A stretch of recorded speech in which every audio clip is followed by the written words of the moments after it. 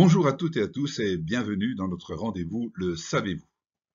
Aujourd'hui, je voudrais partager avec vous quelques réflexions à propos des notions d'autonomie et de subsidiarité.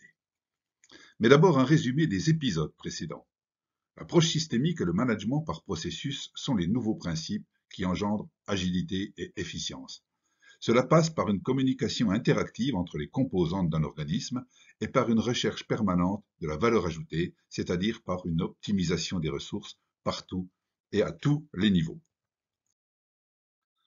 Dans un environnement changeant, il faut que les réponses des entreprises soient adaptées à la demande qui varie en permanence et qu'elles soient rapides et réactives. L'analogie entre les entreprises et les êtres vivants, lesquels doivent s'adapter en permanence à leur environnement pour survivre, est toujours intéressante à évoquer. Si on fait le parallèle avec l'entreprise, on trouvera la même logique interne. L'entreprise, comme un être vivant, est composée d'un ensemble de sous-systèmes corrélés qui assurent son fonctionnement. On peut citer à nouveau les ventes, la production, les achats, etc. Pour qu'un être vivant, vous ou moi, puisse exercer des activités diverses et répondre aux stimuli de notre environnement, les fonctions se combinent entre elles. Par exemple, quand une fonction, la vue, détecte un danger, elle transmet un message à la fonction muscle des jambes pour fuir le danger en question. En courant, la fonction muscle demande du sang frais à la fonction système sanguin qui, elle-même, demande de l'oxygène à la fonction système respiratoire. Lorsque l'organisme est hors de danger, la vue en informe les jambes qui s'arrêtent de courir et de ce fait cessent de réclamer du sang et de l'oxygène. Dans une entreprise, c'est la demande du client qui déclenche la mise en route des fonctions. Comme les êtres vivants, nos entreprises ont besoin d'agilité, de réactivité, de souplesse, qui sont les maîtres mots de l'adaptabilité.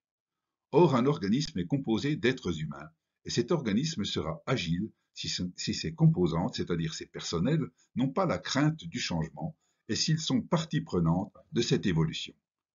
C'est pour ces raisons que les êtres humains, les salariés, sont à la source du succès durable. Sans implication des personnels, pas de réussite, car pas de possibilité d'adaptation permanente aux évolutions du contexte. Une recherche de performance durable passe par une volonté des salariés de jouer un rôle majeur dans le fonctionnement de leur entreprise. Ils doivent, contrairement aux habitudes du passé, disposer d'une grande liberté de manœuvre dans un cadre donné.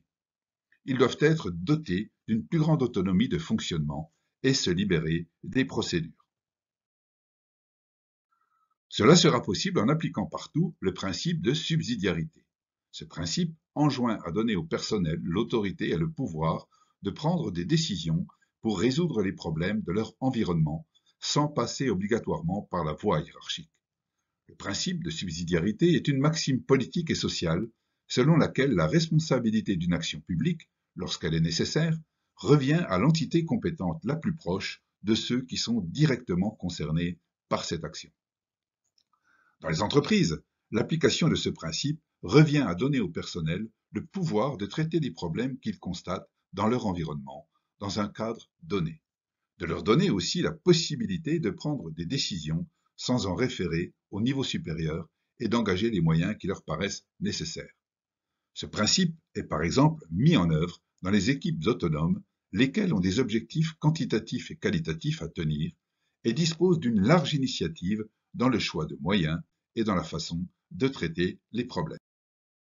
Dans mon prochain message, je développerai une suite sous le titre Culture d'entreprise et client interne.